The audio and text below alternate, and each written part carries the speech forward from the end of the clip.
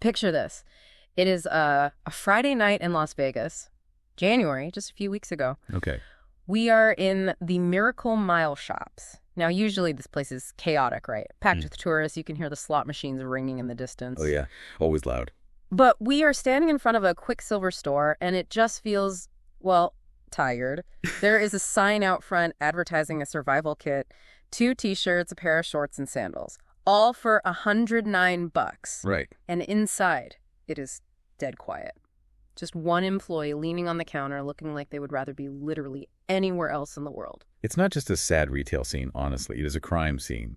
That store was a symptom of a massive collapse that finally hit the news on February 2nd. Exactly. We are talking about Liberated Brands today, and I know the name sounds like some generic holding company. A dystopian corporation, maybe? Yeah, exactly.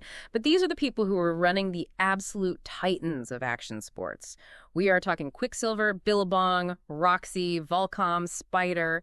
Basically, the uniform of every cool kid from 1995 to 2010. The heavy hitters.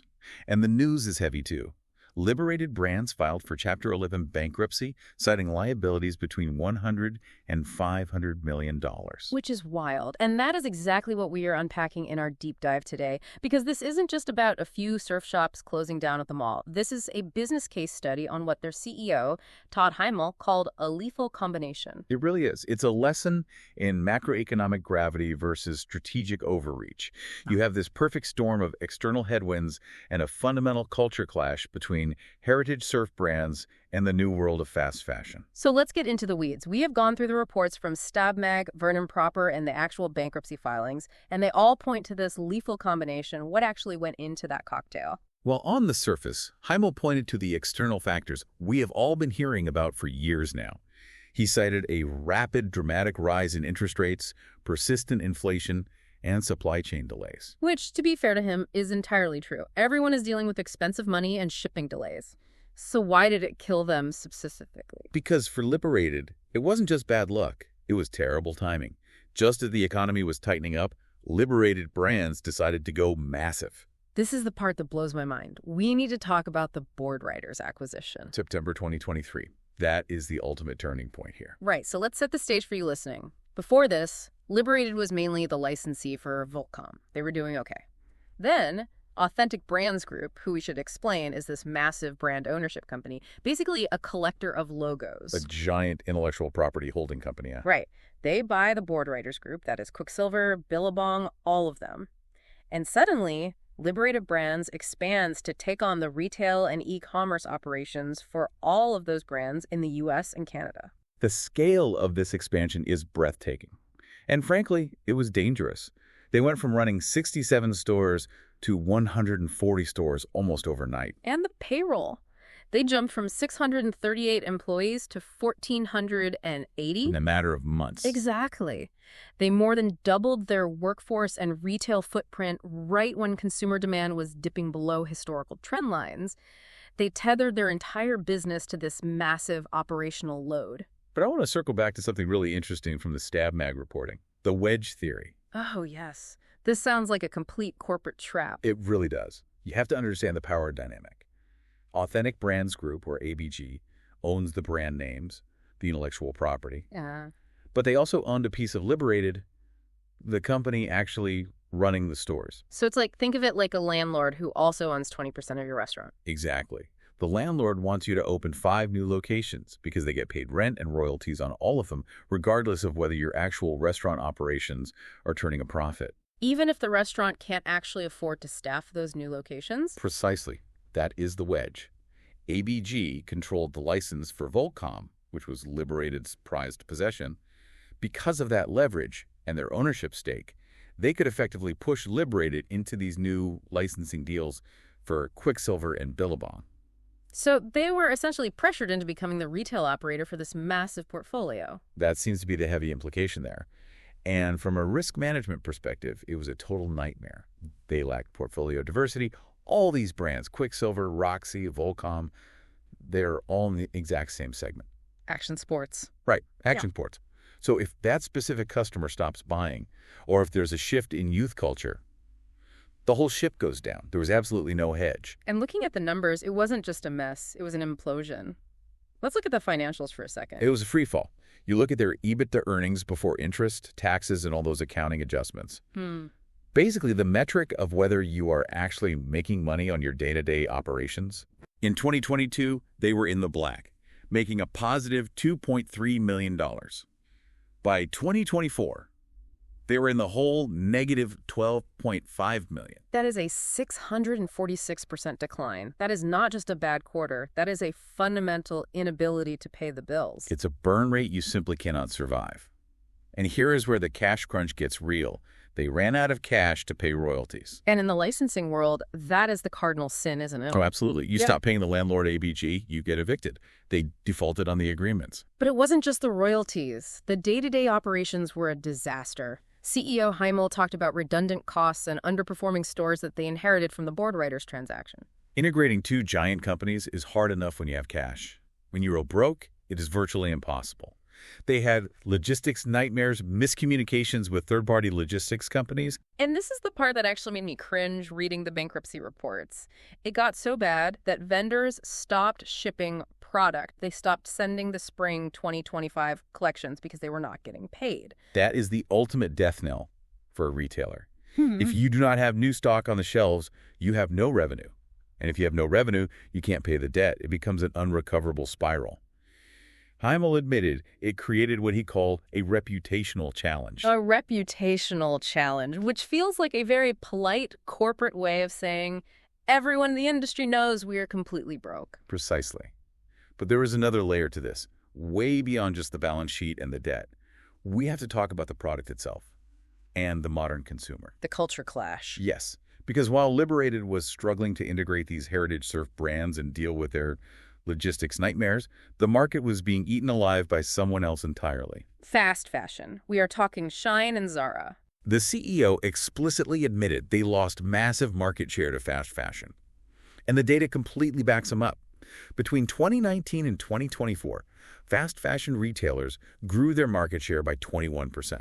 Okay, but let me play devil's advocate here for a second. If I am 16 years old today, do I really care about heritage? I can go to the mall and pay $60 for a Quiksilver tee because it has a logo from 1990, or I can go on Shein and get 5 stylish shirts for the exact same price. Why is that a tragedy? It just sounds like the free market working. If you strictly look at price and utility, sure, the market is working. But surf brands aren't just selling cotton. They were selling a lifestyle, or at least they used to. The problem isn't just that Shein is cheaper. It is that they are faster. Faster how? Like shipping speed? No. Design to shelf. Traditional surf brands are stuck in the old world, designing for strict summer and winter seasons. It takes them months to design, sample, manufacture, and ship a line. Fast fashion operates on micro-trends. They see a viral TikTok on Tuesday, and they have a knockoff manufactured and ready to sell globally by Friday.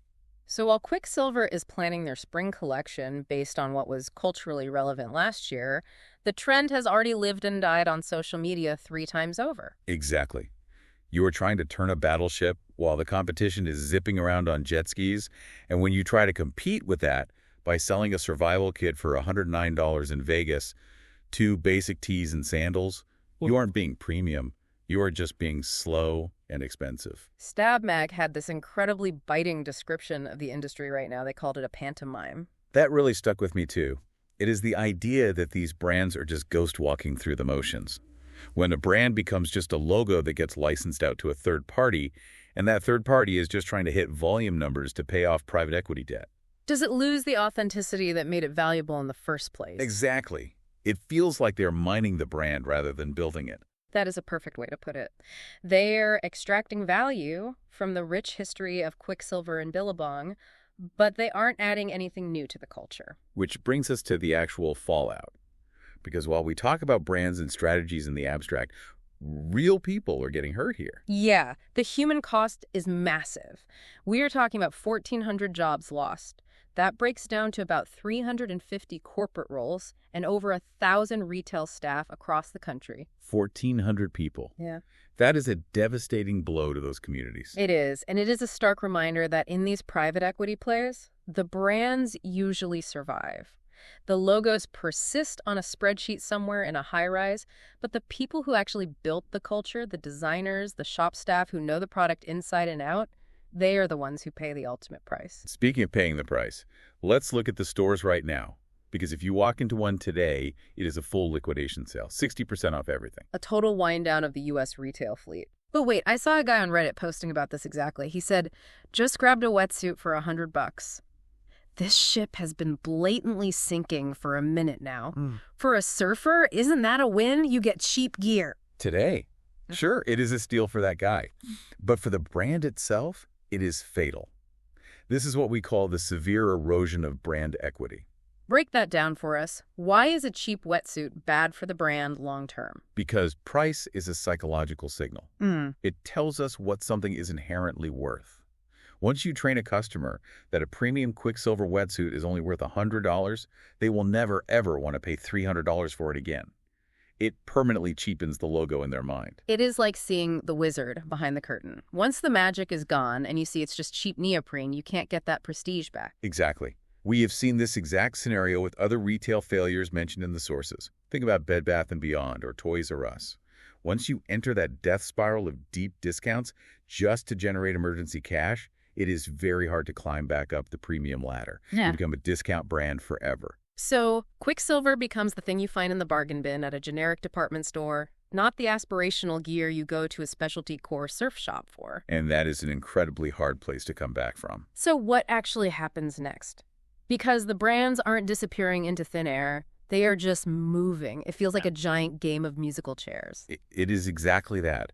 Authentic Brands Group, the IP owner, has already moved the licenses to new partners. They didn't miss a beat. So who owns surf culture now? Or at least who is renting it from ABG? Well, you have a company called O5 Apparel taking over the wholesale and e-commerce for Billabong and Quiksilver. And then the Levy Group is stepping in to take over Volcom wholesale. It just feels so transactional. ABG just unplugs one failed operator, Liberated, and plugs in another one. I'll give you a quote from David Brooks at ABG. He said, "On the rare occasion that a partner is not able to fulfill his commitments, Authentic will transition the license." Wow. It is a machine. They treat these culturally significant brands like rental properties. If one tenant can't pay the rent, you just find another tenant. But there's a counter-movement brewing, and this is where it gets really interesting to me. We have to talk about Pat Tenor. The founder of RVCA, Oh. an absolute legend in the industry. Yes. He posted on Instagram recently, and he did not hold back at all. He openly criticized these bad licensing deals racing to the bottom. He is watching his creation because RVCA is part of this exact ABG portfolio being mishandled. He sees the pantomime we talked about earlier, and his reaction is very telling. He is not trying to buy it back from the corporate overlords. He is starting something entirely new. Right. He is launching an independent brand simply called Tenor. And the entire pitch is about returning to authenticity, getting away from the bloated corporate model, and back to the roots of action sports. It feels like the natural circle of life in business, doesn't it? The cool indie brand gets big, gets bought by a corporate giant, gets bloated with debt, dies, and then a new cool indie brand rises from the ashes. That is the historical cycle. But the real question is whether the corporate version of surf can survive at all anymore. Can you really manufacture cool at the massive scale required to service hundreds of millions of dollars in private equity debt? That seems to be the core lesson of this entire deep dive. It is. You cannot financial engineer your way out of a fundamental product and culture problem. Liberated Brands tried to grow their way out of trouble by taking on more stores and more staff. But without a solid cultural foundation and appeal to the younger demographic, the macroeconomics just crushed them. It is a massive warning sign for any business out there relying on debt to expand in a high-interest environment right now. And for you listening, next time you are at the mall and you see that survival kit or that bright red liquidation sign, you now know the story behind it. It is not just a weekend sale. It is the very messy aftermath of a billion-dollar gamble that did not pay off. And it leaves us with a very big existential question about the future of this entire retail landscape. Yeah, that is what I want to leave everyone with today to mull over. In 10 years, will we still be wearing Billabong and Quiksilver? Will those logos still mean anything to the next generation? Or will they just go the way of Blockbuster, just a nostalgic memory of a time when we actually went to malls to buy board shorts? Or perhaps the even bigger question is this. Can any subculture brand, whether it's skate, surf, or snow, truly survive being owned by a multi-billion-dollar licensing conglomerate? Or does the very nature of being corporate inevitably kill the exact thing they were trying to sell? That is the $500 million question. Thanks for joining us on this deep dive. Keep diving deep.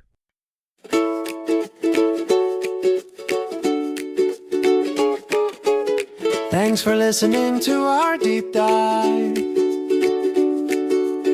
I hope these insights kept your spirit alive.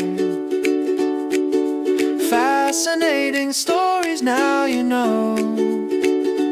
Feel the rhythm of the island flow. For more details and the original view, visit wildlifehighway.com for something new. Book up a private tour, come see for yourself.